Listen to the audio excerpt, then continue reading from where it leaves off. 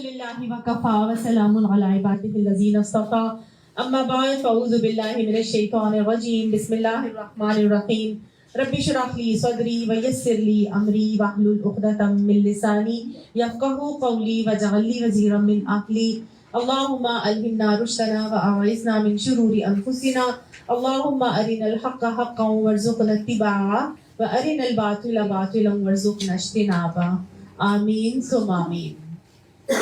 سورہ آل عمران آیت نمبر 32 تک ہم نے کر لیا تھا، آج آیت نمبر 33 سے شروع کریں گے۔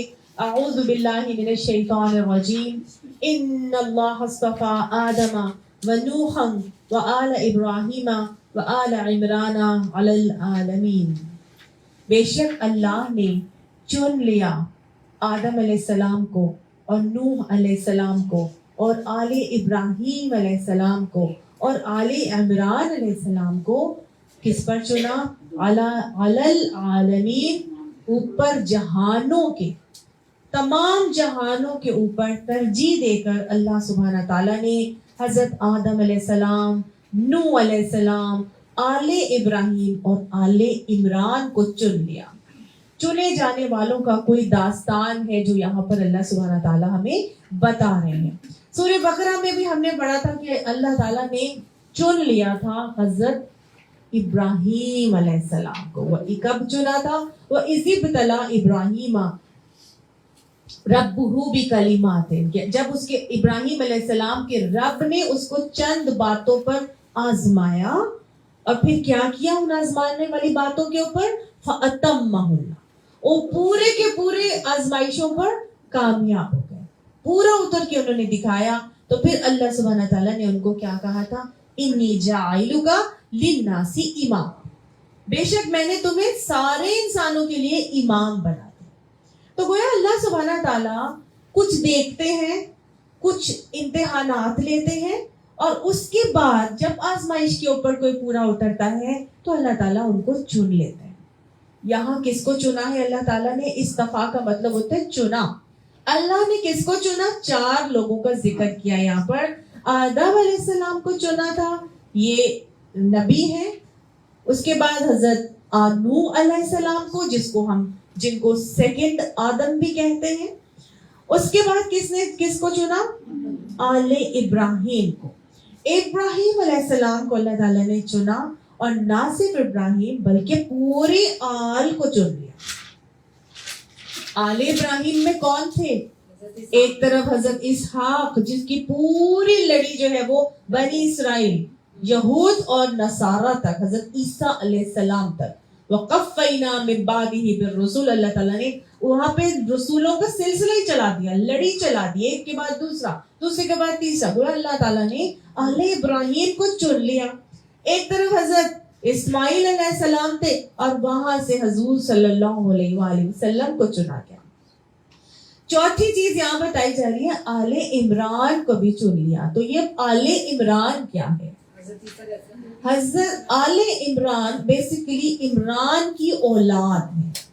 یہ کون تھے؟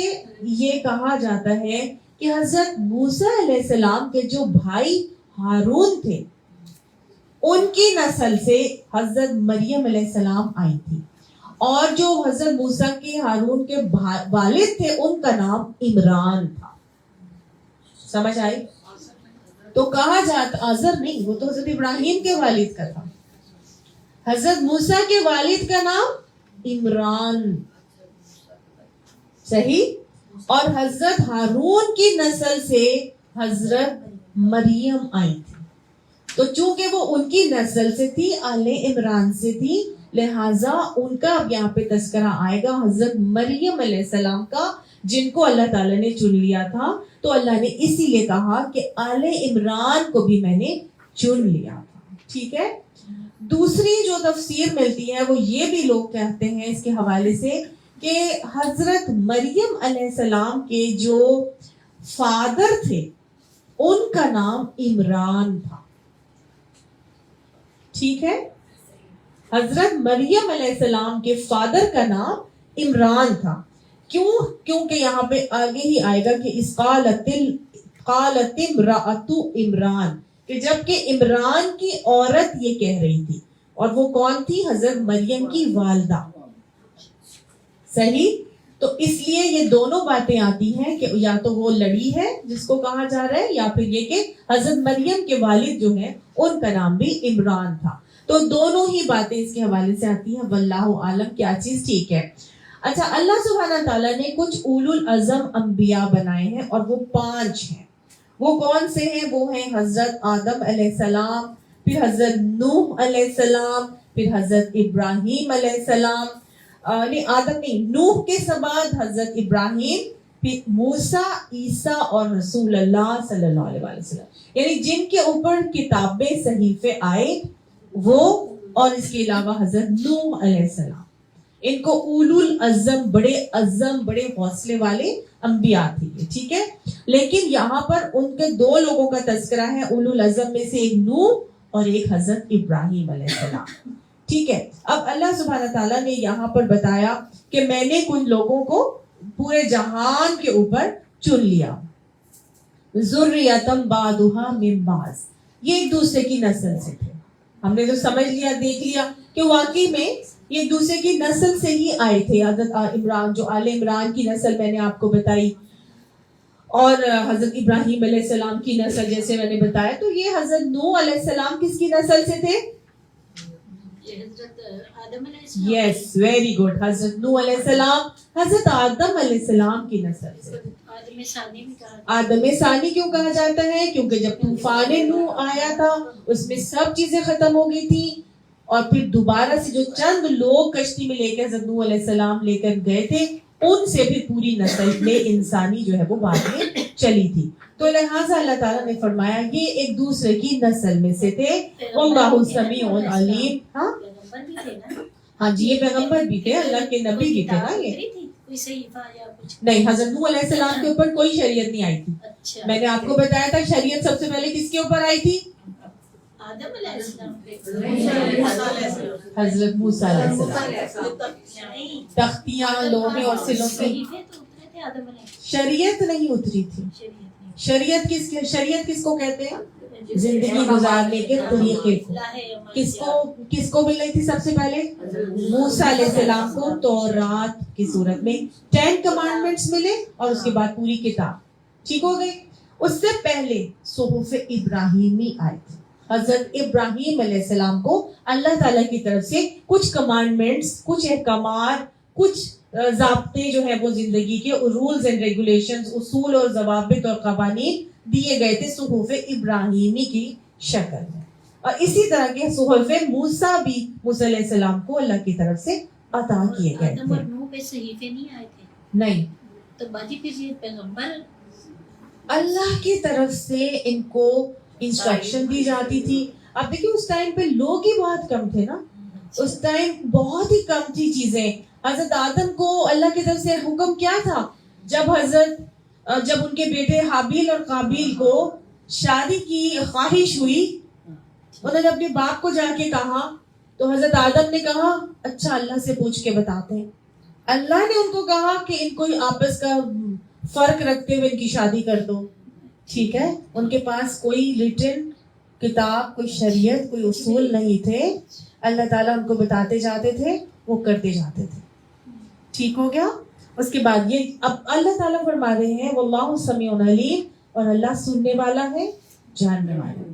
گویا اللہ تعالیٰ کچھ سنتا بھی ہے، کچھ جانتا بھی ہے، پھر آپ کو چنتا ہے. وہ کچھ سنے گا، کچھ جانے گا آپ کے بارے میں، کچھ آزمائے گا نا. اس آزمائش میں وہ کچھ چیزوں کو سنے گا اور کچھ جانے گا آپ کے بارے میں، اور پھر آپ کو چنے گا. اگر چاہتے ہیں کہ ہمیں چنا جائے تو پھر ہمیں اللہ کو آزمائشوں پہ سنوانا بھی ہے، کچھ کر کے دکھانا بھی ہے، بتانا ہے، اپنے آپ کو پروف کرنا ہے، تاکہ اللہ تعالیٰ ہمیں بھی چن لے. اب کون جو چنا گیا ہے اس کا رویہ اللہ تعالیٰ نے دکھایا. میں اور آپ سب چاہتے ہیں کہ اللہ ہمیں بھی دین کے لیے چن لے. اللہ ہمیں بھی سنوانے سے کیا مراد ہے کہ ہم نے دعائیں کرنی، عائزیاں کرنی؟ تو آپ سنتے جائیں نا. اب آپ سوال بعد میں کر لیجیے گا. صحیح ہے نا. اب ہم نے ان کا رویہ دیکھنا ہے. ہم نے بھی یہ دیکھنے کہ ورڈ ٹو ورڈ جو ہم سمجھ رہے ہیں, جو ہم دیکھ رہے ہیں اللہ تعالیٰ میں بتا رہے ہیں, اس کی پوری تشریح آگے آتی جائے گی. بیش پیشنٹ, سب چیزیں آتی جائیں گی, ٹھیک ہے. اللہ نے کچھ سننا بھی ہے اور کچھ جاننا بھی ہمارے بارے میں, ہم نے پروف کر کے دکھانا ہے تاکہ اللہ ہمیں بھی چاہے. سب یہاں پر ہم آئے ہیں, ہم سب چاہتے ہیں کہ اللہ ہمیں بھی چاہے. ہم یہ بھی چاہتے ہیں اللہ ہماری اولادوں کو بھی چن لے. ہم یہ بھی چاہتے ہیں اللہ ہماری ذریت کو چن لے, نسلوں کی نسلیں اسلام کے لیے چن لے, اسلام کی خادم بن جائے, اسلام کے علم بردار بن جائے. اللہ ہمیں بھی چن لے, ہماری نسلوں اور اولادوں کو بھی چن لے. ہم سب یہ چاہتے ہیں الحمدللہ. کیسے چنتا ہے اللہ تعالیٰ؟ ایک عورت ہے یہاں پر جس کو اللہ نے چنا ہے اور جس کا تذکرہ کیا ہے. ہم سب بھی یہاں پہ عورتیں ہیں. کبھی بھی اپنی ویلیو کو, اپنی حیثیت کو انڈر ایسٹیمیٹ نہیں کرنا, کیونکہ یہاں چننے والی جو ہے وہ کون ہے؟ ایک عورت ہے. اِذْ قَالَتِ امْرَأَتُ عمران, جب عمران کی عورت کہہ رہی تھی, تو گویا چنے والی جانے والی یہاں پر کون ہے؟ کوئی مرد نہیں ہے, ایک عورت. اللہ نے ایک عورت کو چنا ہے. کیسی عورت کو چنا ہے؟ کیا کیا تھا اس نے؟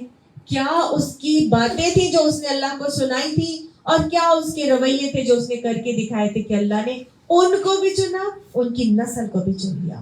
اچھا, اس بات پہ جب اللہ کی نے جو پچھلی آیت میں کہا نا کہ 4 لوگوں کو میں نے چنا, آل عمران کو, اور وہاں چنے والی جانے والی عورت جو ہے وہ والا جو ہے آخری آل عمران میں کیا ہے؟ ایک عورت ہے. تو کچھ لوگوں کا یہ خیال ہے کہ حضرت مریم علیہ السلام کی جو تھی, جن کو اللہ نے چنا تھا, وہ ایک نبی تھی.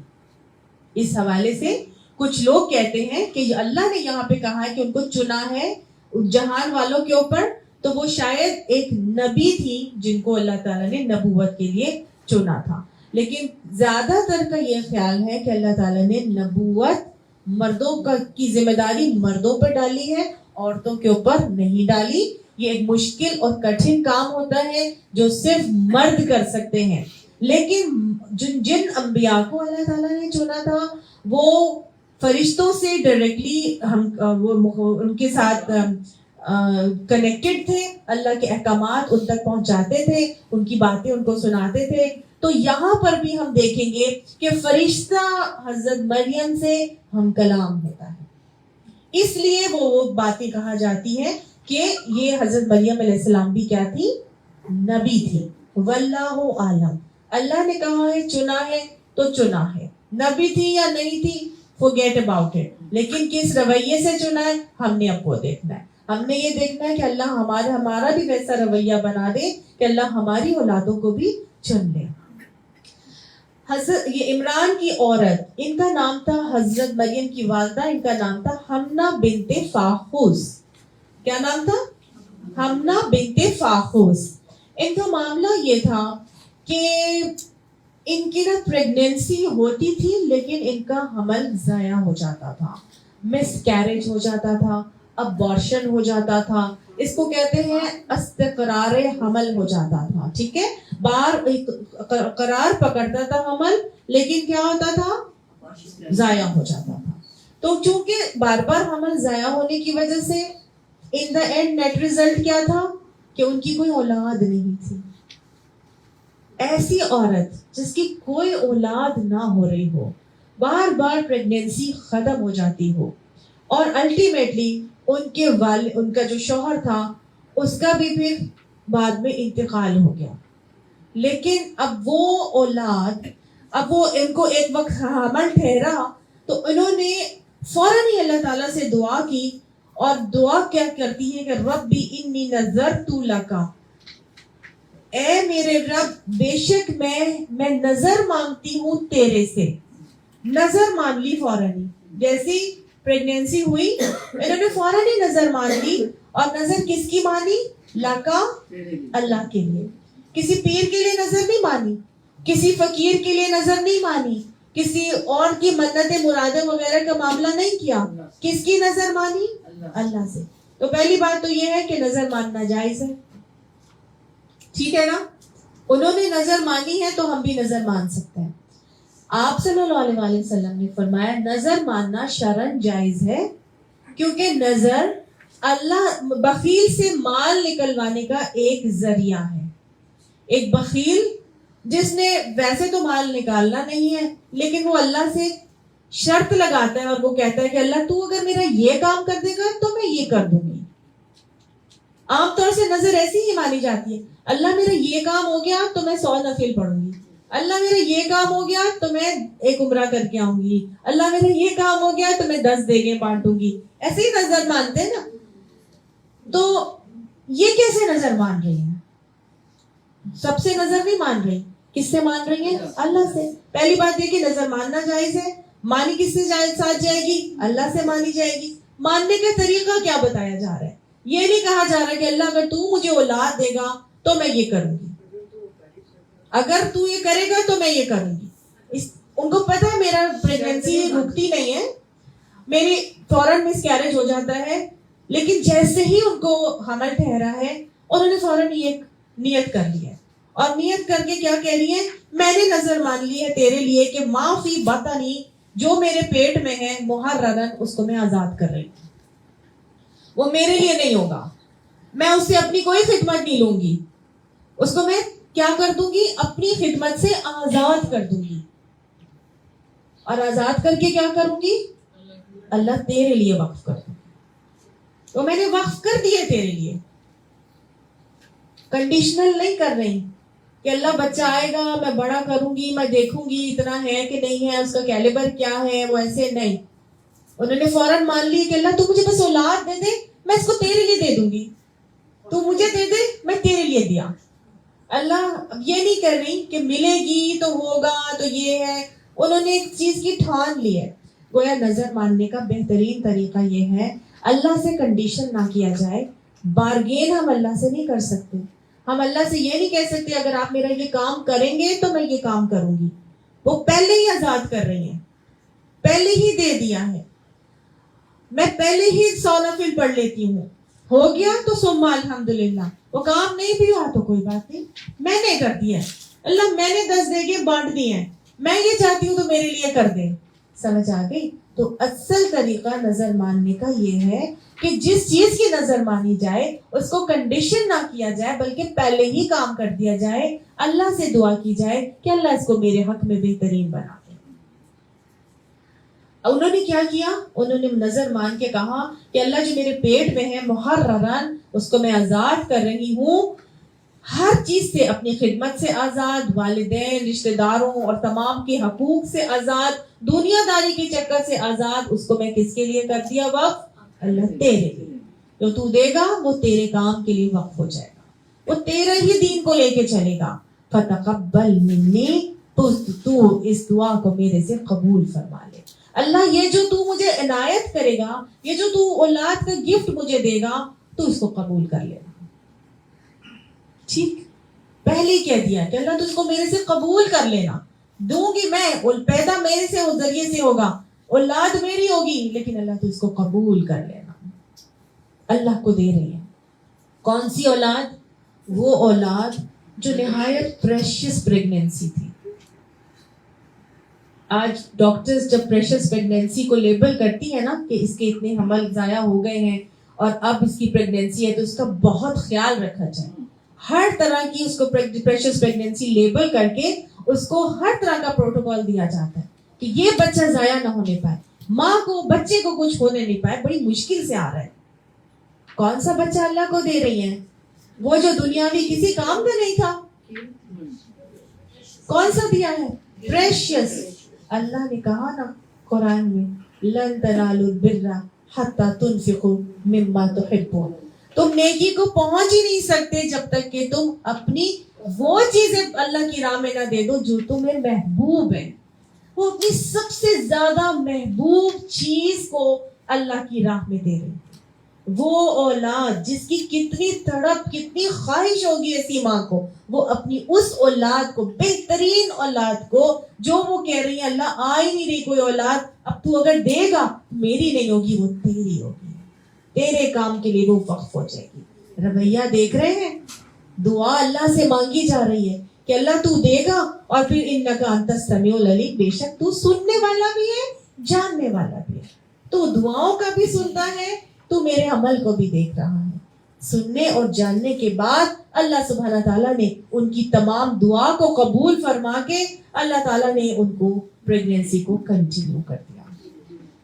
فلما, پس جب وضاعتها, جنا اس کو, حضرت مریم کے وہ ٹائم آیا ان کی والدہ کا کہ جب انہوں نے, اچھا ایک ماں ہے, یہ کون ہے, ایک ماں ہے, انہوں نے یہ ایک نیت کی ہے, نظر مانی ہے, اور اللہ نے آگے کوئی چیز آگے کی نہیں بتائی. پتہ نہیں کتنا مشکل پریگنینسی کا ٹائم گزرا ہوگا, پتہ نہیں کیا کیا ہوا ہوگا, لیکن اب فائنل ٹائم پر آ گئے ہیں کہ جب وہ جننے کا ٹائم آ گیا, جب ڈلیوری کا ٹائم آ گیا, تو ڈلیوری میں کیا ہوا اللہ تو جانتا ہے کہ ماں کے پیٹ میں کیا حمل جو ہے وہ قرار پا رہا ہے. اللہ کو معلوم تھا کہ اندر کیا ہے, بیٹا ہے یا بیٹی. تو جب انہوں نے جنا اس کو تو قالت, کہنے لگی, ربی انی وضعتها انثى, اے میرے رب میں نے تو ایک اور بچی کو جنم دے دیا, یہ تو ایک مؤنث ہے, یہ تو ایک عورت ہے جو میں نے جنم دی ہے. تو ابھی تک کوئی نبی یا دین کا کام کرنے والا فیمیل نہیں تھا. یہ تو امپاسبل تھا یہ سوچنا بھی کہ دین کا کام کوئی عورت کر رہی ہے. تو انہوں نے کہا اللہ یہ تو میں نے تیرے لیے وقف کر دیا تھا, یہ تو عورت آ گئی ہے, یہ تو بچی لڑکی پیدا ہوگی میرے لیے. میری تو نیت یہ تھی کہ میں تیرے کام کے لیے وقف کروں گی, مجھے کیا پتا تھا کہ یہ عورت بچی پیدا ہو جائے گی میرے سے, میرے پاس تو میرے سے تو بچی پیدا ہو گئی. واللہ اعلم بما وضعت, اور اللہ زیادہ جانتا تھا جو اس نے جنا تھا.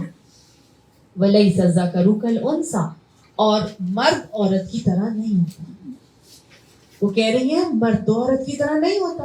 جو کٹھن کام نبوت کے, جو دین کے دعوت کے کام ایک داعی کی حیثیت سے انجام دینے تھے, دین کا لمبردار بننا تھا اس بچے نے, یہ تو اب عورت ہے, یہ تو ویسی نہیں کر سکتی جیسے ایک مرد کر سکتا تھا. تو اب اللہ میں کیا کروں, ٹھیک ہے پھر میں اپنی نظر کو واپس لے لیتی ہوں, پھر سے تیرے سے مانگوں گی کہ پھر تو مجھے بیٹا دے دے, تو پھر میں اس کو آگے دے دوں گی. عام عورت تو یہی کہے گی نا کہ اللہ یہ تو بچی پیدا ہو گئی, یہ تو وہ نہیں کر سکتی. اور ہم بھی جانتے ہیں بینگ مدرس, بچے بھی ہیں, بیٹے بھی, بیٹیاں بھی. جیسے بیٹے ہوتے ہیں ویسے بیٹیاں نہیں ہوتی. جیسی براٹ اپ ہم بیٹوں کی کرتے ہیں ویسی براٹ اپ ہم بیٹیوں کی نہیں کرتے. بیٹیاں نازک ہوتی ہیں, بیٹیوں کی ایک علیحدہ ڈیمانڈ ہوتی ہے. لڑکے رف اینڈ ٹف ہوتے ہیں, ان کو باہر جانا ہوتا ہے, ان کو وہ ایکسپوجر دینا ہوتا ہے, وہ لو ایکسپوجر ہم بیٹیوں کو نہیں دیتے. ہر طرح سے ان کو خیال رکھنا, ان کی عزت کی حفاظت, ان کی احساسات, ان کی فیلنگز کی حفاظت لڑکیوں کی علیحدہ ہوتی ہے, لڑکوں کی علیحدہ ہوتی ہے. دونوں میں ڈفرینس ہوتا ہے. مائیں ہیں ہم سب کو پتہ ہے. انہوں نے بھی کہہ دیا مرد تو عورت کی طرح نہیں ہوتا. یا اللہ یہ تو بیٹی آ گئی, اب کیا کروں, چلے ٹھیک ہے اللہ میاں یہ میں اپنے لیے رکھ لیتی ہوں, اب آپ مجھے دوسرا بیٹا اولاد دیں گے, وہ بیٹا ہوگا تو اس کو میں وقف کر دوں گی, آپ نے تو مجھے بیٹی دے دیا. ہم ہوتے تو ہم تو یہی کہتے. وہ کہتی ہیں وَإِنِّي سَمَّيْتُهَا مَرْيَمَ, اور بے شک میں نے اس کا نام مریم رکھ دیا. مریم کا مطلب ہے عبادت گزار اللہ کی اور بندوں کی خدمت گزار. گویا نام ہی ایسا رکھ دیا, یہ نہیں کہا کہ اللہ یہ کیا بیٹی ہو گئی ہے, ٹھیک ہے تو نے دے دیا, تو نے تیری مصلحت, تیری مرضی, جو تو نے دینا تھا دے دیا مجھے, لیکن میں جو کر سکتی ہوں میں تو وہی کروں گی. میں نے اس کا نام مریم رکھ دیا.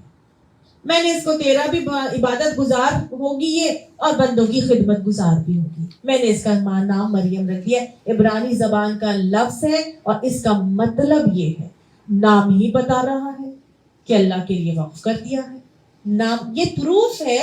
اس عورت کا رویہ دیکھیے, وَإِنِّي, اور بے شک میں, غَيْظُهَا, میں پناہ میں دیتی ہوں اس بچی کو, بکا, ساتھ تیرے, یعنی تیری پناہ میں میں اس بچی کو دیتی ہوں.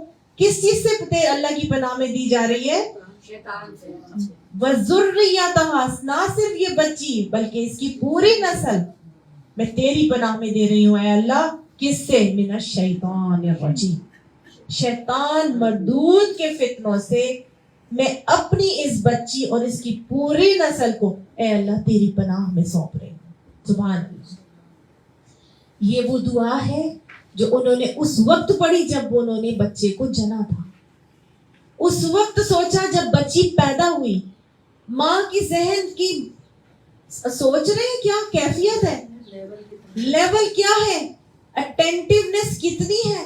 آج بچے ہم بچہ پیدا ہوتا ہے, ماں ڈیلیوری ٹیبلز پر ہی ہوتی ہے, وہیں پہ یا تو وہ چیخو پکار ہو رہی ہوتی ہے, یا پھر وہاں پر رونا دھونا, یا وہاں خوشیوں کے جو ہے وہ اڑائے جا رہے ہوتے ہیں, کسی کو ویڈیوز بنائی جا رہی ہیں, یہ کر رہے ہیں وہ کر رہے ہیں, کہ سب سے زیادہ باہر والوں کو تو یہ فکر ہو جاتی ہے کہ جی ہوٹل کا کمرہ کون سا بک کرائیں, VIP ہونا چاہیے, فلاں چیز ہونی چاہیے, لوگوں نے آنا ہے, کیا ہم بتائیں گے, کسی کو یہ چیز پڑ جاتی ہے, بچے کو دیکھیں, ہاں جی کون سے ہاسپٹل میں ہے, اور پھر یہ کہ بچے کا رنگ تو دیکھو کیسا ہے, اس کے ناک نقشہ دیکھیں, دادی پہ تو نہیں چلا گیا, پھپھی پہ تو نہیں چلا گیا, اور اس پہ نہ چلا جائے, یہ ہاں مطلب اس پہ نہ چلا جائے. کسی کو یہ فکر ہوتی ہے نانی پہ نہ چلا جائے, کسی کو دادی پہ نہ چلا جائے,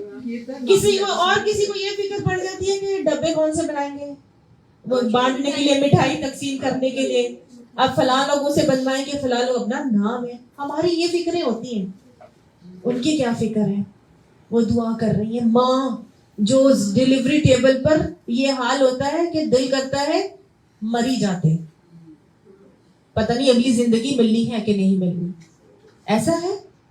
اس وقت اس عورت کے اعصاب دیکھیے, وہ کہہ رہی ہے اے اللہ میں نے اس کا نام مریم رکھ دیا, بیٹی ہے تو کیا ہے, اب تیری بھی عبادت گزار ہوگی, خدمت گزار بھی ہوگی, اور اللہ تو اس کو اس کی پوری نسل کو شیطان مردود کے فتنے سے میں تیری پناہ میں دیتی ہوں, اپنی پناہ میں ان کو سنبھال لینا.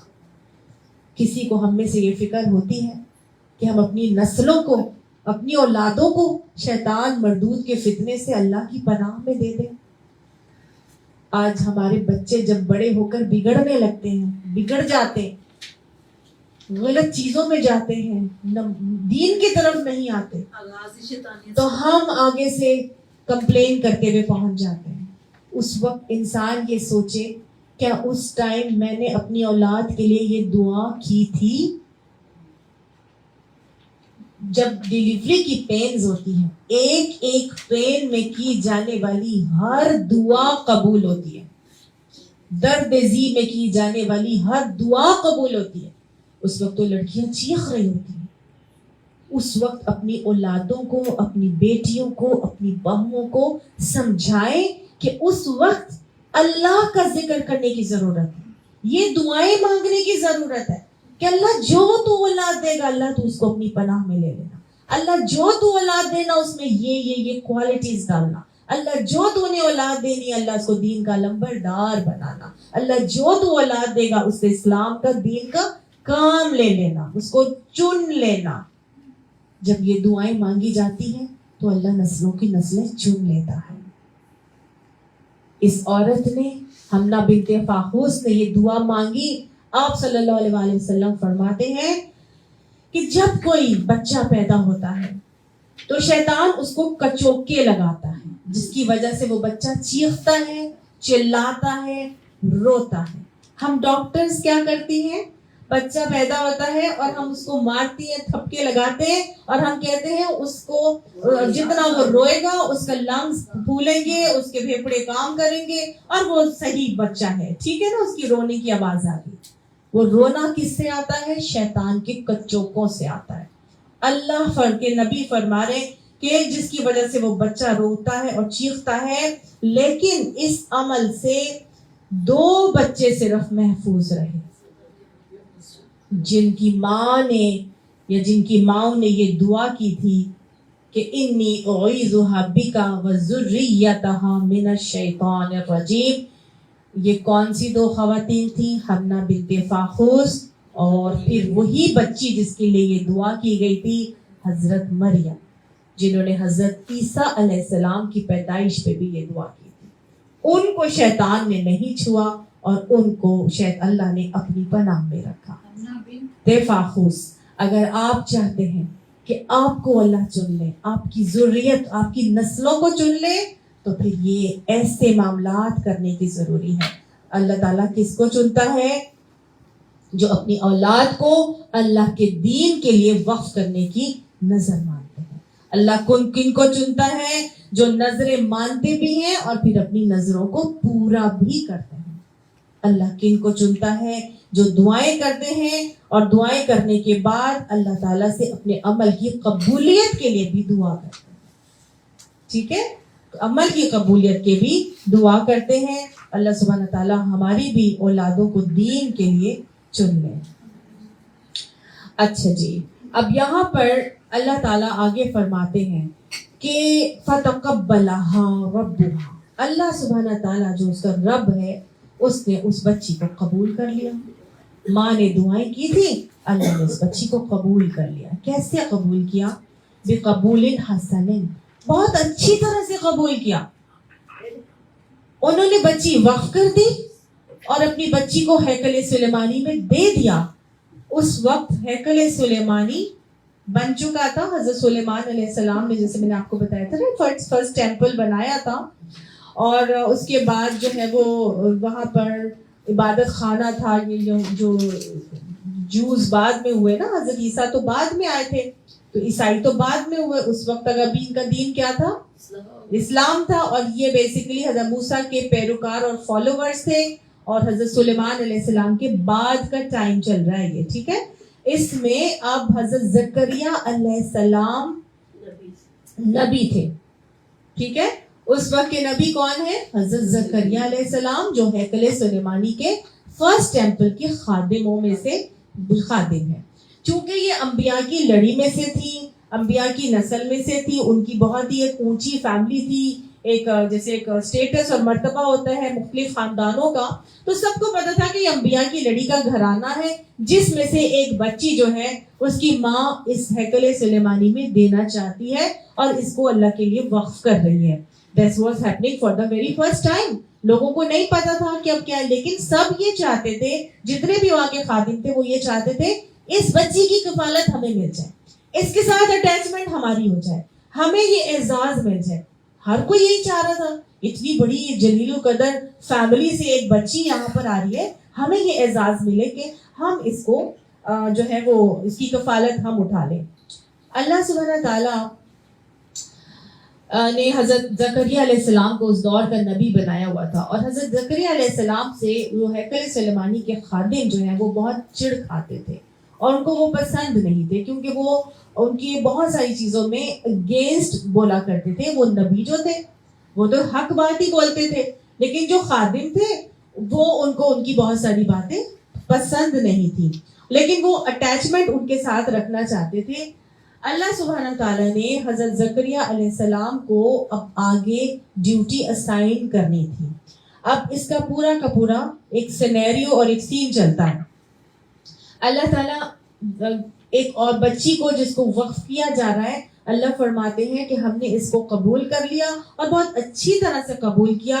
व अम्बतहा नबातन हसना, और हमने उसको उठा खड़ा किया, उसकी नशोनुमा की बहुत ही अच्छी बनाकर बच्ची बना के, यानी उसकी नशोनुमा अल्लाह ताला फरमाते हैं हमने बड़ी अच्छी लड़की बना के उसको उठा दिया।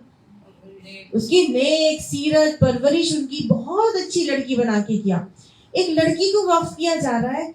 आज लोगों को 100 किस्म के खदशात होते हैं और हम अपनी बच्चियों को दीन की तरफ सिर्फ इसलिए नहीं लेकर आते कि अगर हमारी बच्ची दीन की तरफ आ गई तो वो क्या हो जाएगी? मौलवन बन जाएगी, मौलवन बन जाएगी, ऑड वन आउट हो जाएगी।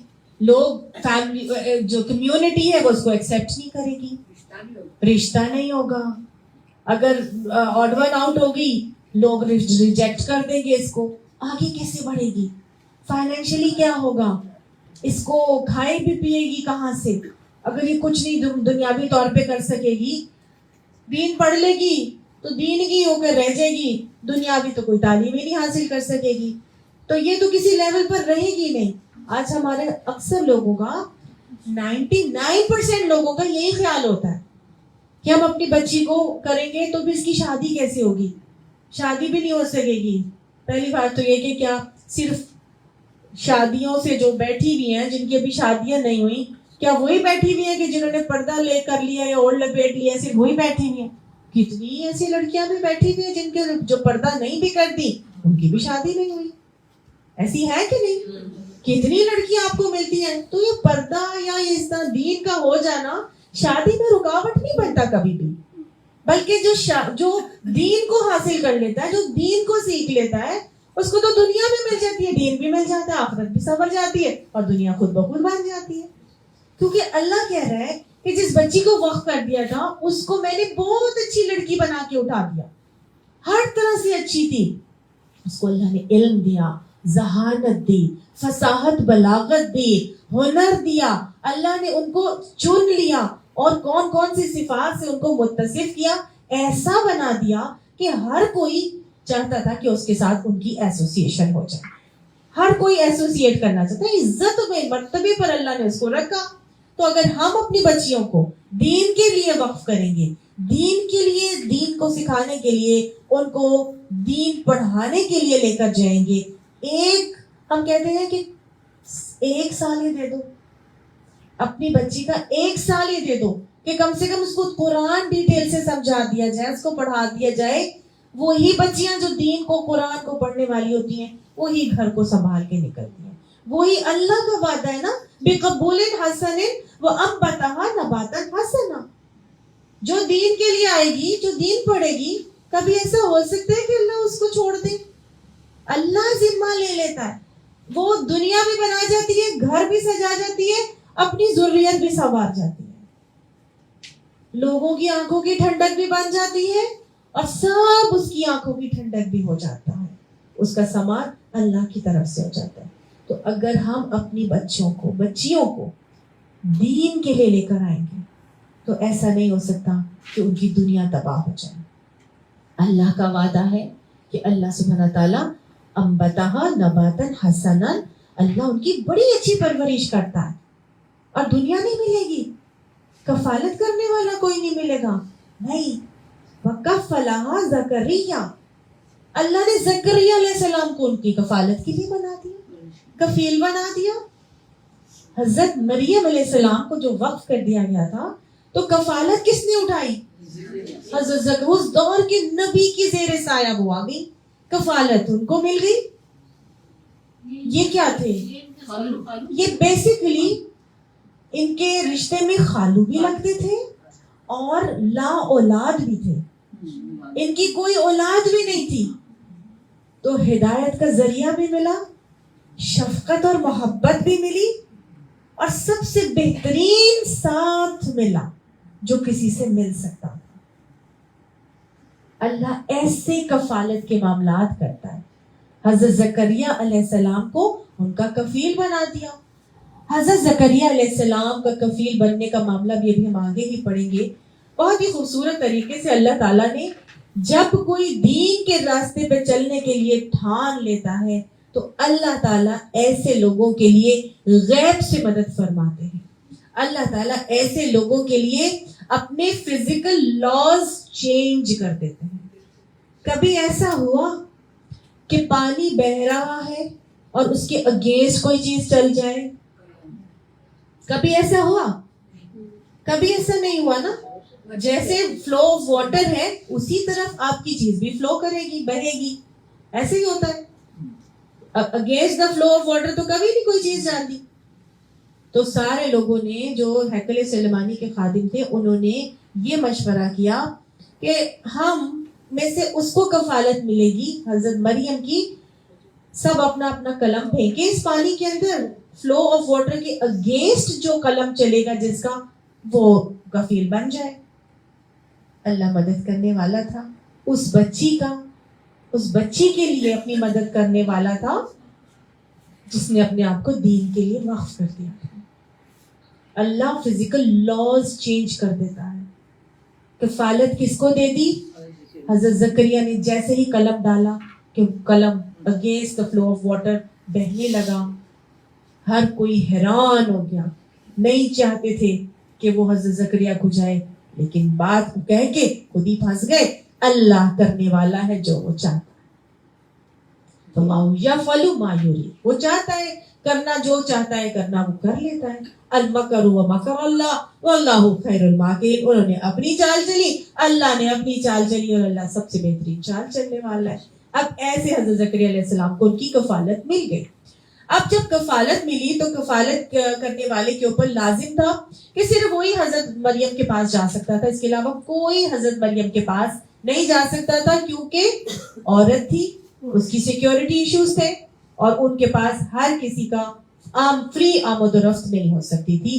پردے کا کانسیپٹ ان کے اندر بھی نظر آ رہا ہے. ٹھیک ہے، کیوں، کیسے نظر آ رہا ہے؟ کلما دخل علیہا زکریا المحراب، جب کبھی داخل ہوتا اوپر اس کے زکریا محراب میں. محراب کون سی جگہ تھی؟ وہ محراب نکلا ہے لفظ حرب سے. حرب کہتے ہیں جنگ کرنے کو. ٹھیک ہے، تو وہ جگہ جہاں پر وہ رہتی تھی، یا محراب اس کو کہتے ہیں نا جہاں پر شیطان سے جنگ کی جا رہی ہے. وہ وہاں پہ بیٹھی ہیں، فل ٹائم انوالو ہیں، اللہ کے ذکر اذکار میں مشغول ہیں، دین سیکھنے سکھانے کا کام ہو رہا ہے، تو وہاں پہ شیطان کتنا حملہ آور ہوتا ہوگا. تو اس لیے اس جگہ کو محراب کہا جا رہا ہے کہ جب بھی حضرت زکریا ان کے حجرے میں آتے، جس کو اللہ محراب کہہ کے مخاطب کر رہا ہے، تو حضرت زکریا علیہ السلام ہی آ سکتے تھے اور کوئی نہیں آ سکتے تھے. ان کے پاس سب کا فری مکسنگ منع تھی. وجد عندها رزقا، پایا نزدیک اس کے رزق. جب وہ جاتے دیکھتے وہاں پر رزق پڑا ہے. وہ کیوں جاتے تھے وہاں پر؟ ان کی ضرورتوں کو پورا کرنے، کھانا پانی دینے کے لیے جاتے تھے. لیکن جب وہ جاتے تھے دیکھتے تھے وہاں پر تو رزق آلریڈی پہلے سے پڑا ہوا ہے. تو وہ سوچنے لگے میرے علاوہ یہاں کوئی آتا نہیں ہے، کون آتا ہے ان کو رزق دینے کے لیے؟ یہ کھانا کون رکھ جاتا ہے؟ یہ پھل کون رکھ جاتا ہے؟ بے موسم کے پھل پڑے ہوتے تھے. جیسے اب آم کا سیزن ختم ہو گیا ہے، ابھی بھی آم پڑے ہوئے ہوں گے. کنو کا سیزن ابھی نہیں آیا، کنو پڑے ہوئے. صحیح، تو بے موسم کے پھل وہاں پر پڑے. جب انہوں نے حضرت زکریا علیہ السلام میں دیکھے تو بڑا حیران ہوئے. وہ کہنے لگے قالا یا مریم، اے مریم، انا لکی ھذا، یہ کہاں سے ہے تیرے لیے، تیرے واسطے یہ تیرے پاس یہ چیزیں کہاں سے آ رہی ہیں میں مریم؟ قالت، کہنے لگی، ہوا من عند اللہ، یہ اللہ کے پاس سے آتا ہے.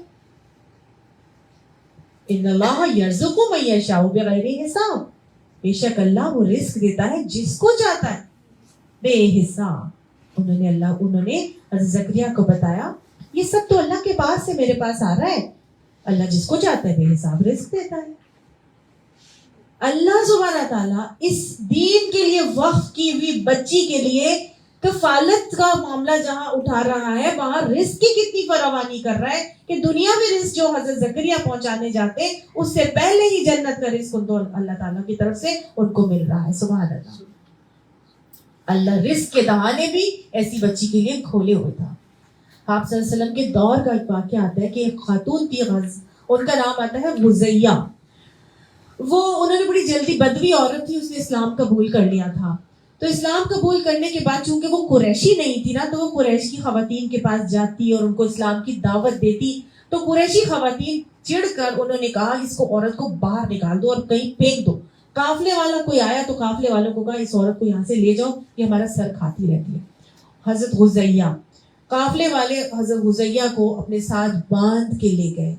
3 دن تک نہ کھانا دیا نہ پانی دیا، حتیٰ کہ ان کا حال یہ ہو گیا کہ وہ شدت بھوک سے نڈھال ہو کر بے ہوش ہو گئی. بے ہوش پڑی ہوئی تھی کہ قافلہ نے کہیں قیام کیا ہوا تھا، اور وہ بالکل بے ڈھال بے ہوش تھی کہ اللہ کی طرف سے ان کو ایک چیز محسوس ہوئی اور انہوں نے دیکھا تو پانی تھا اور انہوں نے خوب پانی پیا. And she was in Hare dream. وہ سو رہی تھی، بے ہوشی کی حالت میں تھی، اللہ کی طرف سے ان کو پانی دیا گیا اور انہوں نے جی بھر کے پانی پیا. اور جب وہ پانی پی لیا تو وہ تر و تازہ ہو گئی. اب جب وہ سو کے اٹھی تو شی واز فریش. اب جو قافلے والے تھے انہوں نے کہا یہ ہمارا پانی چوری کر کے پی گئی ہے. انہوں نے تو یہی سمجھنا تھا کہ یہ تو پانی چوری کر کے پی. انہوں نے جا کے اپنے پانی اور ہر چیز کا جو جائزہ لیا تو ساری چیزیں پوری تھی. پھر انہوں نے جا کے حضرت غزیہ کو پوچھا تم اتنی فریش کیسے ہو؟ تو انہوں نے پھر بتایا کہ مجھے اللہ تعالیٰ نے پانی پلایا ہے.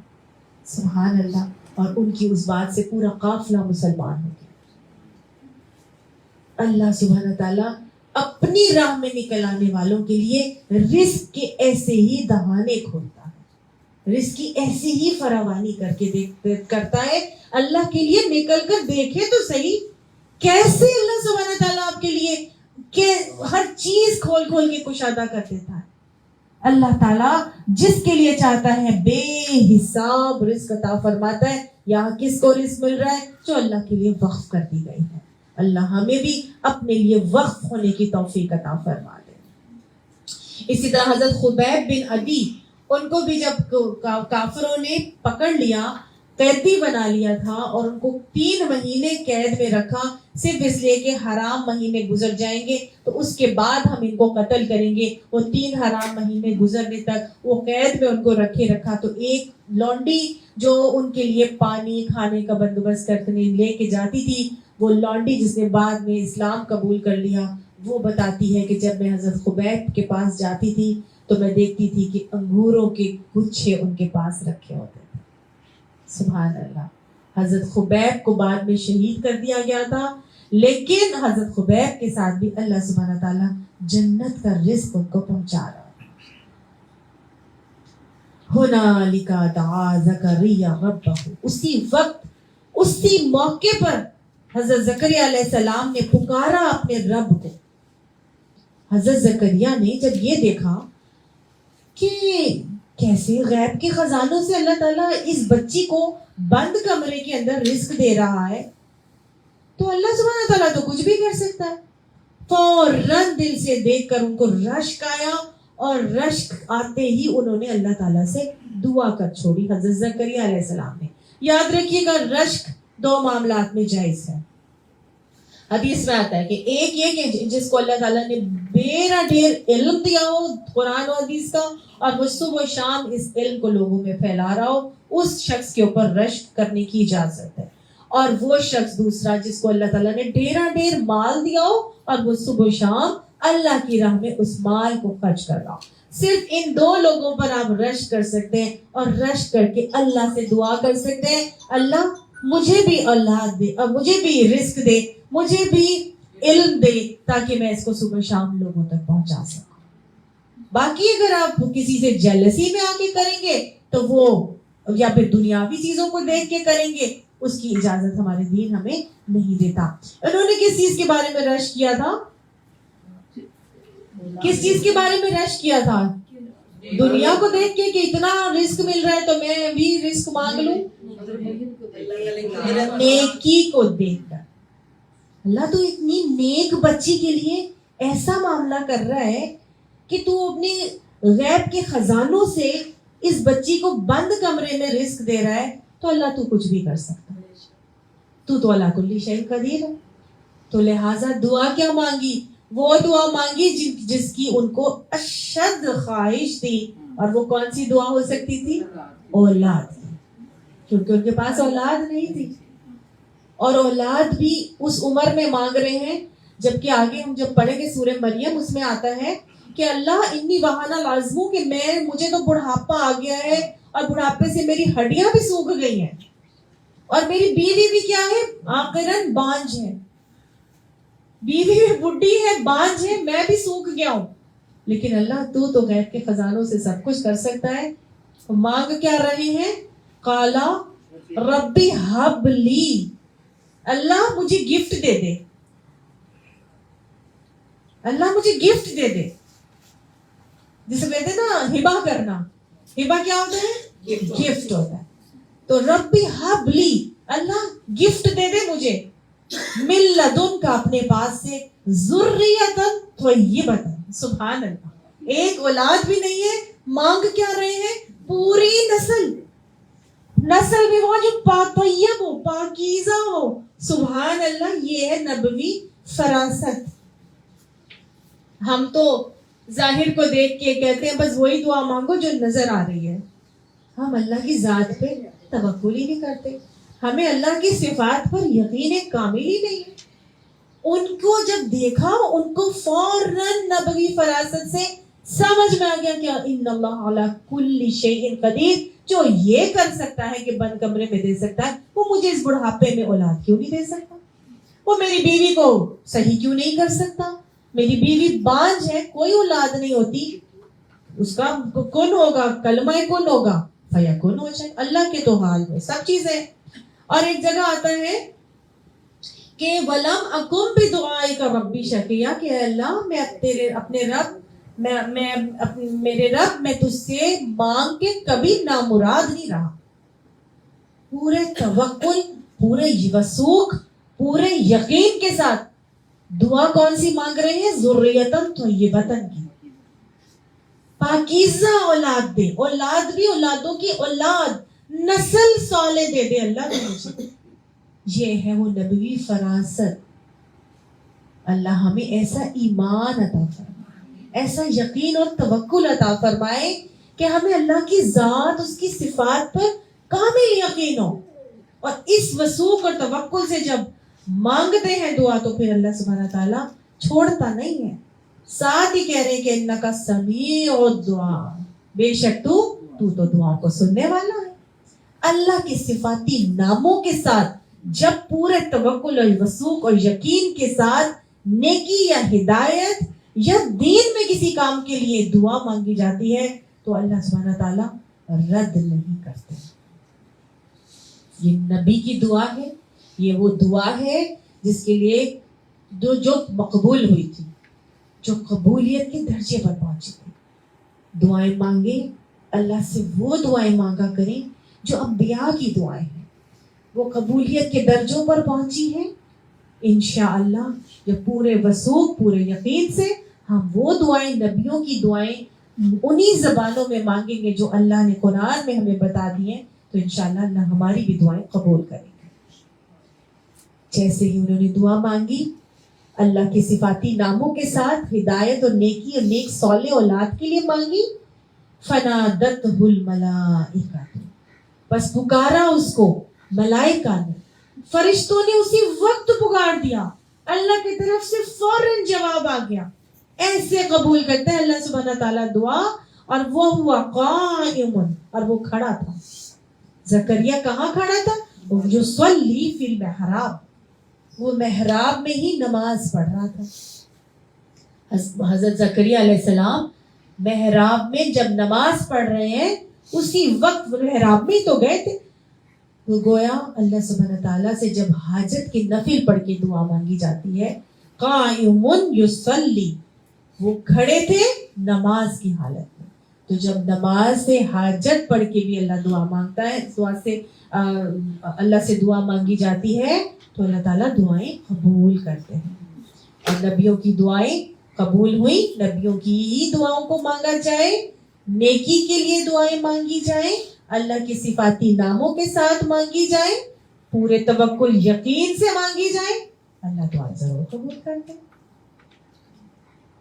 اب فوراً ہی اللہ کی طرف سے جواب آ گیا. فرشتوں نے ندا دی. یہ کون سے فرشتے تھے؟ حضرت جبرائیل علیہ السلام. ان اللہ، یہ کہ اللہ یبشرک بیحییٰ، تمہیں خوشخبری دیتا ہے یحییٰ کی. سبحان اللہ، اللہ نے اسی وقت دعا کو قبول کیا.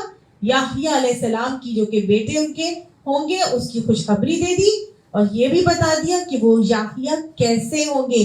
مصدقا، تصدیق کرنے والے ہوں گے، بکلمۃ من اللہ، اللہ کی طرف سے آئے ہوئے کلمے کی تصدیق کریں گے. اللہ کی طرف سے کون سا کلمہ آیا تھا حضرت یحییٰ کے ساتھ جس کی انہوں نے تصدیق کی تھی؟ حضرت زکریا علیہ السلام حضرت مریم علیہ السلام کے کیا تھے؟ خالو. حضرت زکریا کے جو بیٹے ہوئے یحییٰ، وہ حضرت مریم کے کیا بنے؟ Cousin, first cousin. حضرت مریم کی جو اولاد ہوئی ان کا کیا نام تھا؟ عیسیٰ. عیسیٰ علیہ السلام کون تھے؟ کلمہ کن سے پیدا ہوئے تھے اللہ کے. کلمۃ من اللہ کون ہوں گے؟ حضرت عیسیٰ. حضرت یحییٰ کس کی تصدیق کریں گے؟ حضرت عیسیٰ کی جو کلمۃ من اللہ ہیں. اور یہ دونوں حالانکہ وہ رشتے میں ماموں لگتے تھے یحییٰ علیہ السلام، لیکن ان کا پیریڈ جو تھا نبوت کا وہ ایک ہی تھا. فلسطین 2 ریاستوں میں بٹی ہوئی تھی، ایک یہودیہ اور ایک سامریہ. یہودیہ اور سامریہ میں دونوں علیحدہ علیحدہ نبی اپنی تبلیغ کر رہے تھے. ایک ریاست سامریہ میں یا تو حضرت عیسیٰ علیہ السلام تھے اور یہودیہ میں شاید حضرت یحییٰ علیہ السلام تھے. اس طرح سے جو ہے وہ ایٹ اے ٹائم جیسے آج کے دور میں 2 نبی ہوں, ایک طرف حضرت عیسیٰ اور ایک طرف حضرت یحییٰ علیہ السلام. تو حضرت یحییٰ علیہ السلام جہاں تبلیغ کر رہے تھے وہ کس کی تصدیق کرتے تھے؟ حضرت عیسیٰ علیہ السلام کی, کہ یہ اللہ کا کلمہ ہے. ٹھیک ہے, یہ بھی اللہ کے نبی ہیں اور اللہ کا کلمہ ہے. تو یہاں پہ وہی بات بتائی جا رہی ہے کہ اللہ کی طرف سے کلمے کی تصدیق کرنے والا ہوگا, وَسَيِّدًا, اور کیا ہوگا؟ بزرگ ہوگا. سید کس کو کہتے ہیں؟ جو آپ کے بزرگ ہوتے ہیں, جو اپر لیول پر پہنچتے ہیں, ہمارے جو کیا کہتے ہیں سردار جو ہوتے ہیں. وَحَصُورًا, اور پاک دامن ہوگا, یعنی محفوظ ہوگا ہر قسم کی غلط اعمال سے, غلط چیزوں سے وہ پاک ہوگا. وَنَبِيًّا, اور ایک نبی ہوگا, مِنَ الصَّالِحِينَ, صالحین میں سے ہوگا. گویا بیٹے کی خوشخبری بھی دی اور بیٹے کی پوری صفات بھی بتا دی. اور حضرت یحییٰ, اس سے پہلے کسی کا نام یحییٰ نہیں رکھا گیا تھا. اللہ نے حضرت یحییٰ علیہ السلام کا نام چنا اور ان کا نام منتخب کر کے بتا دیا کہ تمہارا جو بیٹا ہوگا اس کو بشارت دے دی گئی کہ یحییٰ کی بشارت دیتے ہیں اللہ تمہیں, اور وہ تصدیق کرنے والا ہوگا اللہ کے کلمے کی, اور ایک بزرگ ہوگا اور وہ محفوظ رہے گا, پاک دامن ہوگا, نبی ہوگا اور صالحین میں سے ہوگا. اس شان سے ان کی دعا قبول کی گئی. قالا, تو انہوں نے کہا, ربی, اے میرے رب, انا یکون لی غلام, کس طرح ہوگا واسطے میرے کوئی لڑکا. ابھی اللہ سے پورے وثوق و یقین سے دعا کر رہے ہیں, اتنا توکل ہے اللہ کی صفات پر, اتنی ان کو وہ ہے رسوخ ہے کہ دعا مانگ کے کہہ رہے میں دعا, اللہ تو سب کچھ کر سکتا ہے, مجھے بھی 2 اولاد دے دے. آگے جو میں نے بتایا نا کہ وہ کہ میں بوڑھا بھی ہو گیا ہوں, یہ بھی ہو گیا, وہ بھی, بیوی بھی باز ہے, لیکن اللہ تو سے دعا مانگی کبھی نامراد نہیں ہوا. اللہ نے دعا قبول بھی کر دی اور کہہ دی یہ ملے گا. اور اب جو قنوتیت کے فیز میں سے اب وہ باہر آ رہے ہیں نا, اس وقت تو اللہ کی صفات نظر آ رہی تھی, اب جب باہر آئے اور ہوش آئی ہے تو وہ ساری چیزیں جو دنیاوی اسباب تھے وہ نظر آ گئے. وہ کہتے ہیں میرے لیے لڑکا بیٹا کیسے ہو سکتا ہے؟ وقت بلغنی الکبر, کہ میں تو بوڑھا ہو گیا, وامرأتی آخر, اور میری بیوی بھی بانجھ ہے, میں بھی بوڑھا, میری بیوی بھی بانجھ, میری اولاد کیسے ہو سکتی ہے؟ میری تو اولاد ہی نہیں ہو سکتی, یہ کیسے چیزیں ہو سکتی ہیں؟ انہوں قالا, تو ان کو کہا گیا, کذالک, اسی طرح ہوگا. کون کرے گا؟ اللہ, اسی طرح کرتا ہے اللہ, یفعل ما یشاء, جس کے لیے وہ چاہتا ہے اللہ اسی طرح کر دیتا ہے. سبحان اللہ, یہ تو اللہ کا کام ہے نا. اللہ طبعی اصول چینج کر دیتا ہے. مانگ کے تو دیکھیں, پورے توکل, یقین اور وثوق کے ساتھ مانگنے کی ضرورت ہے. اللہ نے مانگا, وہ قبول کر لیا اور کہہ دیا کہ اللہ تعالیٰ جو چاہتا ہے وہ کر دیتا ہے. قالا, وہ کہنے لگے اچھا ٹھیک ہے اللہ سبحانہ تعالیٰ. دیکھیں انسان کا نا ایمان ڈگمگاتا رہتا ہے, کبھی زیادہ ہو جاتا ہے, کبھی کم ہو جاتا ہے. ایک دم سے ایمانی لیول یہ پہنچا کہ اللہ تو سب کچھ کر سکتا ہے, دوسرے ہی لمحے ان کو ہوا یہ کیسے ہو سکتا ہے. تو وہ نبی بھی انسان ہوتے ہیں. اگر میرا آپ کا ایمان کا لیول اپ اینڈ ڈاؤن ہوتا ہے تو ہم بھی تو انسان ہیں. جب ان کا ہو سکتا ہے تو میرا اور آپ کا نہیں ہو سکتا تھا. ایک مرتبہ ایک صحابی حضرت حنزلہ, نافقت حنزلہ کہتے ہوئے مدینہ کی گلیوں میں نکل آئے. حضرت عمر ملے, کیا ہوا حنزلہ؟ حنزلہ تو منافق ہو گیا. عمر کہنے لگے کیسے منافق ہو گیا؟ اس لیے کہ جو کیفیت میری نبی صلی اللہ علیہ وسلم کی محفل میں ہوتی ہے, گھر میں جاتا ہوں تو میری وہ محفل وہ کیفیت نہیں ہوتی, میں تو منافق ہو گیا. میری وہی کیفیت رہنی چاہیے نا گھر میں جو نبی کی محفل میں ہوتی ہے. تو حضرت عمر نے کہا یہ تو میرے ساتھ بھی ہوتا ہے, تو میں بھی منافق ہو گیا. پھر وہ گئے حضرت عمر میں, ابو بکر ملے, ان سے بات کی. وہ کہتے ہیں تو ہمارے ساتھ بھی ہوتا ہے, چلو نبی صلی اللہ علیہ وسلم سے چل کے پوچھتے ہیں. نبی کے پاس گئے تو نبی صلی اللہ علیہ وسلم سے جا کے کہا. نبی صلی اللہ علیہ وسلم نے فرمایا ایمان گھٹتا اور بڑھتا رہتا ہے. اگر تمہاری یہ کیفیت جو میری کلاس میں ہو یا میرے سامنے ہوتی ہے وہی کیفیت تمہارے گھر اور گھر والوں کے درمیان بھی ہو تو فرشتے تمہارے بستروں پہ تم سے مصافحہ کریں. تو انسان کا ایمان گھٹتا بڑھتا رہتا ہے. دس از ویری نیچرل. لیکن کیا ہوا, ان کا ایمان جب کم ہوا, ان کو دنیاوی ظاہری اسباب نظر آئے, فوراً سے انہوں نے کہا, تو اللہ نے کہہ دیا جس طرح میں چاہتا ہوں میں کرتا ہوں. اللہ فرشتے نے کہا نا اللہ جو چاہتا ہے وہ کرتا ہے, تو فوراً مان گئے کہ ہاں ٹھیک ہے. قالا کہنے لگے رب اجعل لی آیا, اے میرے رب میرے لیے کوئی نشانی بھی مقرر فرما دے, یعنی کہ ٹھیک ہے میں مان لیتا ہوں یہ ہوگا, لیکن اس کی پھر کوئی نشانی بھی دے, مجھے بتا کہ واقعی میں ایسا ہی ہوگا. قالا تو کہا آیاتک کا نشانی تیری یہ ہے کہ اللہ تکلم الناس ثلاثۃ ایام الا رمزا, تو لوگوں سے کلام نہیں کر سکے گا ثلاثۃ ایام 3 روز تک الا رمزا سوائے اشاروں کے. یا تو بات نہ کرنا یا تو بات کر نہیں سکے گا, دونوں ہی باتیں آتی ہیں اس میں. گویا ایک خوشخبری دی جا رہی ہے اور خوشخبری کے بعد نشانی یہ بتائی جا رہی ہے کہ تو بات نہ کرنا, اس خوشخبری کو چھپا کے رکھنا اپنے تک. آج ہمارے یہاں پریگنینسی ہوتی ہے اور اس کے بعد تشہیر کر دی جاتی ہے, اور اس کے بعد جب مس کیریج ہو جاتا ہے تو پھر کہتے ہیں فلانی نے جادو ٹونے کیے تھے, فلانی نے نظر لگا دی ہے کہ نہیں. اللہ نے کیا کہا ہے, جب خوشخبری ملے گی یا یحییٰ تو نشانی یہ ہے کہ تو بات نہ کرنا, خاموش رہنا, چپ کر روزہ رکھ لینا. 3 دن کا چپ کا روزہ رکھنے کا ان کو حکم دے دیا گیا.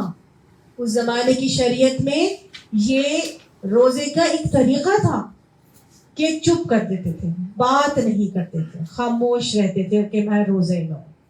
ہم تو صرف کھانے پینے سے اجتناب اور اس دوسری چیز خواہشات سے اجتناب کرتے نا, ان کو ان کی شریعت میں یہ بھی تھا خاموش ہو جاؤ, کہو میں نے جی روزہ رکھا ہوا ہے, میں نے بات نہیں کرنی سوائے اشاروں کے.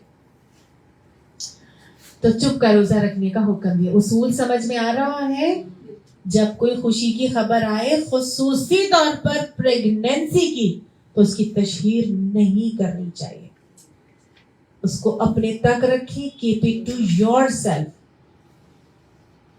وَاذْكُرْ اپنے پاس رکھ رہی ہے, بس ٹھیک ہے آپ کڑ رہے ہیں اندر ہی, میں نے تو کسی کو بتایا ہی نہیں, اب میں سب لوگوں کو بتاؤں دیکھو نا میری فلاں کیا کہہ گی, اس کا ابھی تک پریگنینسی نہیں ہوئی. اب آپ کو جب پریگنینسی ہو گئی ہے تو کیا کریں, وَاذْكُرْ رَبَّكَ اپنے رب کا ذکر کر. جب خاموشی اختیار کی ہے تو زبان کو کیا کرو, ذکر الہی سے تر کر لو, اللہ کا ذکر کرو, خوب یاد کرو اللہ کو. کتنا کرو, کثیراً بہت زیادہ, اللہ کا کثرت سے ذکر کرو. وَسَبِّحْ اور تسبیح بیان کرو, کب کب, بالعشی یہ رات کو, والابکار اور صبح, صبح و شام اللہ کی تسبیح بیان کرو. اپنی زبانوں کو ذکر الہی سے تر کرو, اتنا کثرت سے ورد کرو, اپنی زبانوں پر اللہ کا ذکر جاری کر لو.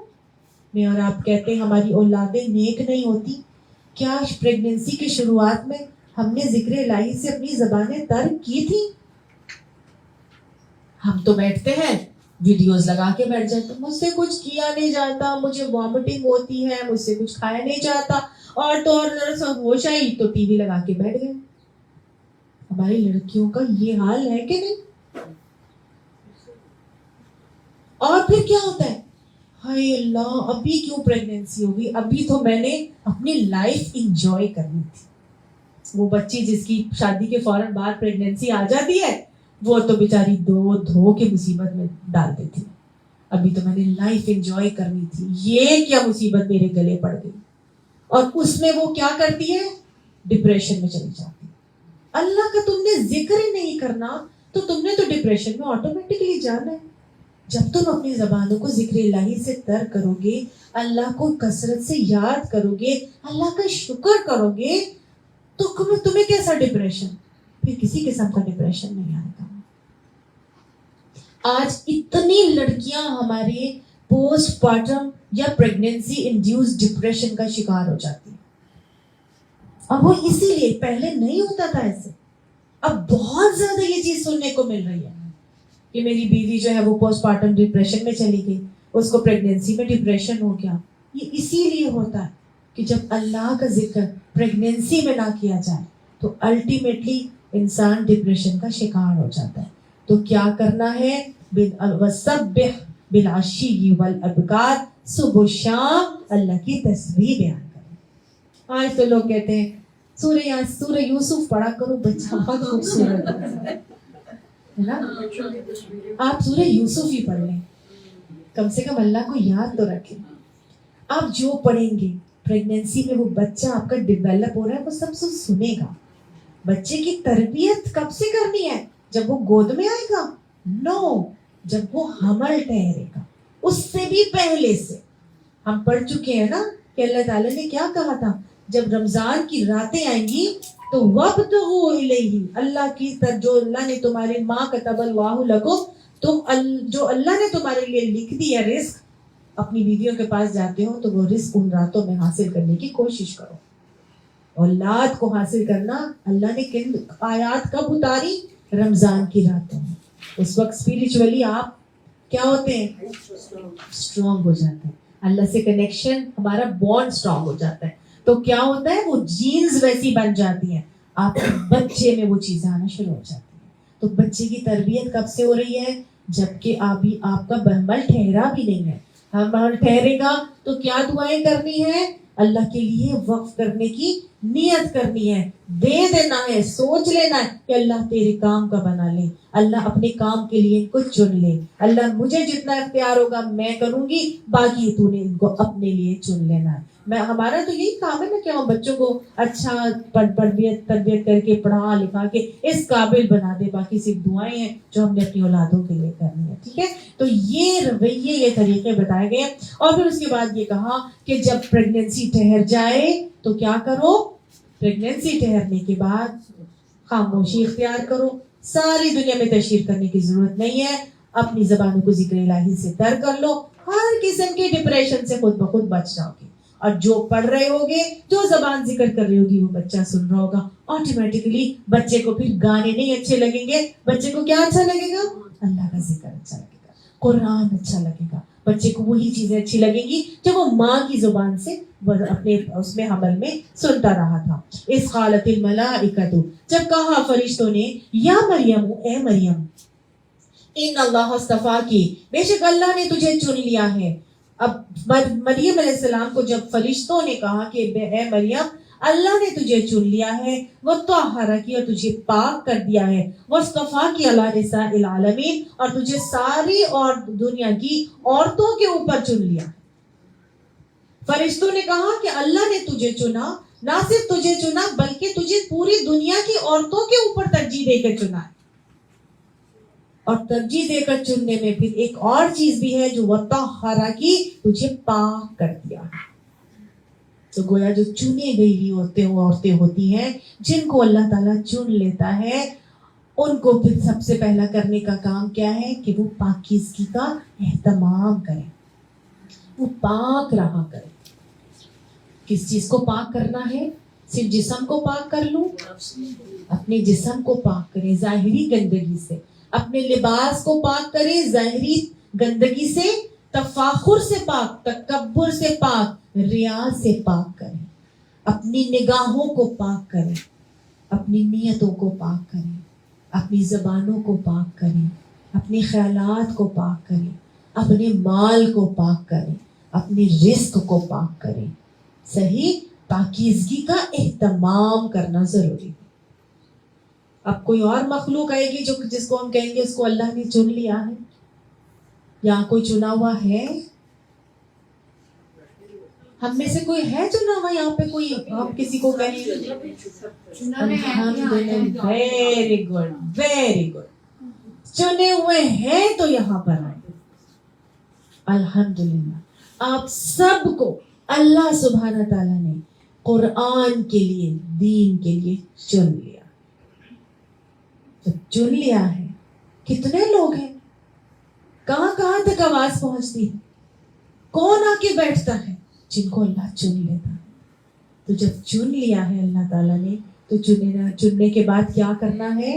پاکیزگی کا اہتمام کرنا ہے, باوضو رہنا ہے, کپڑوں کا خیال رکھنا ہے, ریا تکبر سے پاک کرنا ہے, نگاہیں, زبان, کان, کھانا, رہنا, ہر چیز ہماری, خیالات تک گندے خیالات اور جذبات سے اپنے آپ کو پاک کرنا ہے. اللہ میں اس کی توفیق عطا فرمائے. اللہ تعالیٰ یہی حکم جب نبی صلی اللہ علیہ وسلم کو چنا تھا تو اللہ نے کہا تھا, یا ایھا المدثر, اے اوڑ لپیٹ کے لیٹنے والے قوم فانذر، کھڑے ہو جاؤ اور لوگوں کو جا کے اللہ کا پیغام سنا کے ڈراؤ برے انجام سے. وَرَبَّكَ فَكَبِّرْ، اور اپنے رب کی بڑائی پاکیزگی بیان کرو. وَثِيَابَكَ فَطَهِّرْ، اور اپنے کپڑوں کو پاک رکھو. یہ تو حکم اللہ نے نبی کو بھی دیا تھا، مجھے اور آپ کو بھی اپنے کپڑوں کو پاک رکھنے کا اہتمام کرنا ہے، باوضو بھی رہنا ہے، اور انشاءاللہ ہر قسم کی گندی چیزوں سے اپنے آپ کو اجتناب کر کے رکھنا ہے. اور پھر اللہ نے ان کو کیا حکم دیا فرشتے کے ذریعے کہ یا مریم، اے مریم اقنتی لربکی، اپنے رب کے لیے فرما بردار ہو جاؤ. جو حکم جب جہاں جیسے جتنا آتا جائے مانتی چلی جاؤ.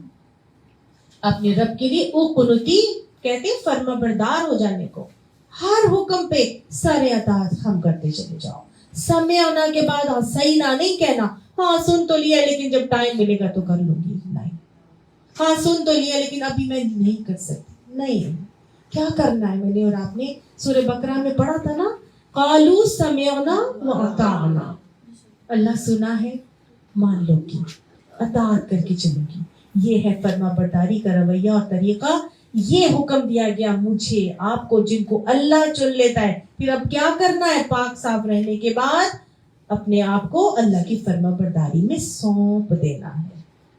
کون ہے اللہ؟ لربکی، تیرا رب ہے، تیرا پالنے والا ہے، تیری ضرورت کی باتوں کو پورا کرنے والا ہے، تیری نشو و نما تربیت کر کے سارے ذرائع مہیا کرنے والا ہے، تجھے پیدا کرنے والا ہے، تیری تمام چیزوں کو کرنے والا نہ صرف تیرا بلکہ تیری اولادوں کا کرنے والا ہے.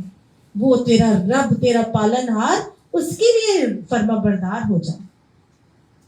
دوسروں کے لیے نہیں ہونا، دوسروں کو دکھا دوں، دوسروں کو خوش کر دوں، نہیں، اپنے رب کو خوش کرنے کے لیے کر دے. اور وسجدی، اور اس کے آگے سجدہ ریز ہو جا. جو گویا پاک چنے جانے والی خواتین کے اگلے کرنے کا کام کیا ہے؟ سجدوں کی کثرت. اللہ تعالیٰ فرماتا ہے وَاسْجُدْ وَاقْتَرِبْ، سجدہ کر اور اللہ کا قرب حاصل کر. اللہ اپنے بندے کے سب سے قریب کب ہوتا ہے؟ سجدے کی حالت. اس لیے چنے جانے والی خواتین نے پھر کیا کرنا ہے؟ اللہ کے حضور کثرت سے سجدے کرنے. حضرت خواب نے پوچھا تھا نا اللہ کے نبی سے، یا نبی میرے اللہ، یا رسول اللہ میرے لیے دعا کریں کہ مجھے جنت میں آپ کا ساتھ مل جائے. حضرت کعب کو حضور صلی اللہ علیہ وسلم نے فرمایا تھا کہ بس پھر تم سجدوں کی کثرت سے میری مدد کرو. تم چاہتے ہو کہ میرا ساتھ ملے تو کثرت سے سجدے کرو. سجدے کب کرتا ہے انسان؟ نماز میں. نماز کا اہتمام کرو، زیادہ سے زیادہ پڑھو، اچھی سے اچھی پڑھو، سجدہ شکر پڑھو، نوافل کی کثرت کرو، تہجد پڑھو، اشراق چاشت پڑھو، اوابین پڑھو، اور نمازیں جو ہیں ان کا اہتمام کرو.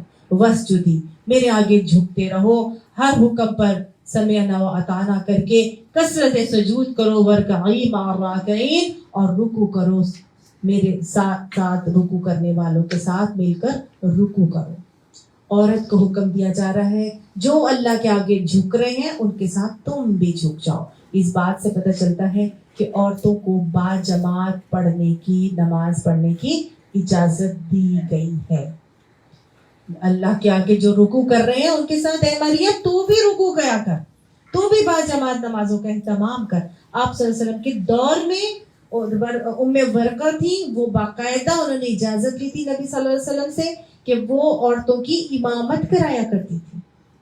ان کو قرآن یاد تھا، وہ عورتوں کی امامت کراتی تھی. اسی طرح کچھ اور صحابیات نے بھی نبی صلی اللہ علیہ وسلم سے اجازت لی تھی. تو گویا عورتیں باجماعت نماز پڑھ بھی سکتی ہیں، پڑھا بھی سکتی ہیں. لیکن جب عورتیں باجماعت نماز پڑھائیں گی تو وہ امام کی طرح آگے نہیں کھڑی ہوں گی، بلکہ اسی لائن میں کھڑی ہوں گی جو پہلی صف ہے. اسی میں نماز پڑھانے والی خاتون بھی جو باجماعت نماز کو پڑھا رہی ہے وہ اسی لائن میں ہوگی. وہ عورت آگے بڑھ کے امامت کے لیے نہیں کھڑی ہوگی. ٹھیک ہے. آپ صلی اللہ علیہ وسلم نے فرمایا تھا کہ اللہ کی بندیوں کو مسجد میں آنے سے نہ روکو. لیکن چاہیے کہ جب وہ مسجد میں آئیں تو پورے پردے کے ساتھ آئیں. آپ صلی اللہ علیہ وسلم نے یہ فرمایا عورت کے لیے بہترین نماز گھر کے اندر کی والے حصے کی نماز ہے. بہترین نماز وہ ہے جو گھر کے اندر والے حصے میں ہے, جہاں کوئی اس کو نہیں دیکھے. لیکن پھر بھی اجازت ہے کہ عورتیں مسجد میں جائیں, بلکہ ان کو تاکید ہے, ان کو منع نہیں کیا گیا, بلکہ اہتمام کرتی ہیں وہ خواتین جو چنی ہوئی ہوتی ہیں, با جماعت نماز کا اہتمام کرنے والی ہوتی ہیں. تو نبی صلی اللہ علیہ وسلم کے دور کے خواتین جو ہے وہ شامل ہوتی تھی, اور جب تحویل قبلہ کا بھی حکم آیا تب بھی خواتین اس جماعت میں شامل تھی. ٹھیک ہے, کہاں کھڑی ہوتی تھی؟ مردوں کے پیچھے جا کے کھڑے ہوتی تھی. اور ساتھ ساتھ بھی یہ تھا کہ آپ صلی اللہ علیہ وسلم کے بعد حضرت عائشہ نے کہا کہ اگر رسول اللہ صلی اللہ علیہ وسلم عورتوں کو مسجدوں میں آتے ہوئے اس طرح سے دیکھتے تو شاید ان پر پابندی لگا دیتے کہ وہ مسجدوں میں نہ آیا کریں, کیونکہ عورتیں مسجدوں میں کیسے جانا شروع ہو گئی تھی؟ سج دھج کے, خوشبوئیں لگا کے, بے پردگی سے. تو اس سے بہتر ہے کہ پھر آپ مسجد میں نہ جائیں, آپ پھر گھر میں نماز پڑھیں. ٹھیک ہے. اور وہ ایک اور خاتون کو حضرت ابو ہریرہ نے دیکھا کہ وہ نا خوب خوشبوئیں لگائی ہوئی تھی اور وہ مسجد سے نکل کے آ رہی تھی. تو کہنے لگے اے اللہ کی بندی, تو ابھی مسجد سے آ رہی ہے؟ تو اس نے کہا کہ جی, تو اتنی خوشبو لگی ہوئی تھی. تو انہوں نے کہا گھر جا کے اس وقت تک جب تک کہ تو غسل جنابت نہ کر لے تو تیری نماز نہیں ہوگی. یعنی کہ تو گھر جا کے غسل جنابت کر اور پھر اپنی نماز کو دوبارہ ادا کر. تو آج ہم خواتین اتنی تیز پرفیومز لگا کے, وہ تو مسجد سے نکل رہی تھی اس کو منع کر دیا, اور ہم اتنی تیز پرفیومز لگا کے پارک میں واک کر رہے ہوتے ہیں, بازاروں میں گھوم رہے ہوتے ہیں. اللہ ہمیں اس خوشبو کی جو زینت ہے اس کی بھی حفاظت کرنے کی توفیق عطا فرمائے. گھر کے اندر لگا سکتے ہیں نا؟ جی ہاں بالکل لگا سکتے ہیں. آپ کو خوشبو کا شوق ہے, نماز کے لیے لگائیں. گھر سے باہر نکلنے سے عین پہلے خوشبو لگا کے نہ نکلیں, آدھا گھنٹہ پہلے لگا لیں جانے سے, تاکہ آپ کی خوشبو مدھم ہو جائے, مائلڈ ہو جائے. اس کے بعد جب آپ اپنا جلباب چادر جو بھی اوڑھ کے جائیں گی تو وہ اس میں کافی مائلڈ ہو جائے گی, اتنی رہے گی کہ آپ کو خود آ رہی ہوگی.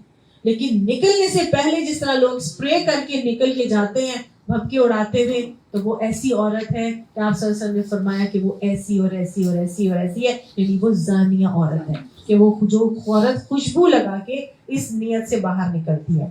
اللہم لا تجعلنا منہم ذالک من انباء الغیب, یہ غیب کی خبریں ہیں, غیب کی خبروں میں سے ہے نوحیہ الیکا, ہم وحی کر رہے ہیں اس کو آپ کی طرف اے نبی صلی اللہ علیہ وآلہ وسلم.